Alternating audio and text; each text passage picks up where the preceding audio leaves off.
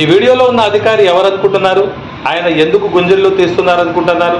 ఆయన చుట్టూ లాయర్లు ఎందుకున్నారు? అసలు ఇది ఎక్కడి వీడియో అనుకుంటున్నారా?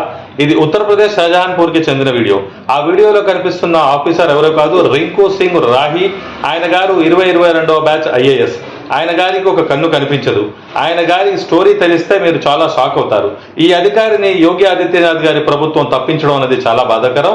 రింకు సింగ్ రాహి గారు ఏదైతే 100 కోట్ల స్కామ్ ఎక్స్పోజ్ చేసినప్పుడు ఆయన గారి మీద దాడి చేసి 7 బుల్లెట్లు ఆయన మీద ఫైర్ చేయడం జరిగింది. ఈ ఆఫీసర్ గారు గుంజళ్ళు ఎందుకు తీస్తున్నారు అనుకున్నారా?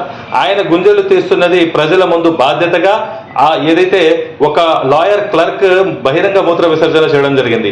ఆయన్ను 5 గుంజళ్ళు ఆయన తీయించారు. అయితే లాయర్లందరూ నిరసన తెలిపి అసలు మీరు టాయిలెట్స్ సరిగా ఉంచకపోవడం వల్లే ఈ విధంగా జరిగింది, మీరే బాధ్యులు అని చెప్తే ఆయన డైరెక్ట్ గా 5 గుంజళ్ళు తీసి ఒక కలెక్టర్ స్థాయి వ్యక్తి బాధ్యతను చాటుకున్నారు.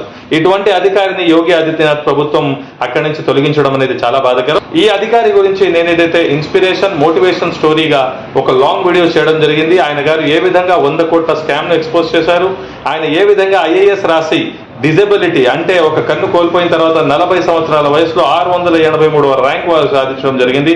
పూర్తి అప్డేట్స్ కోసం అడ్వకేట్ సాదిక్ షేక్ యూట్యూబ్ ఛానల్ని లైక్ చేసి సబ్స్క్రైబ్ చేయగలరని కోరుతున్నాను. Thank you.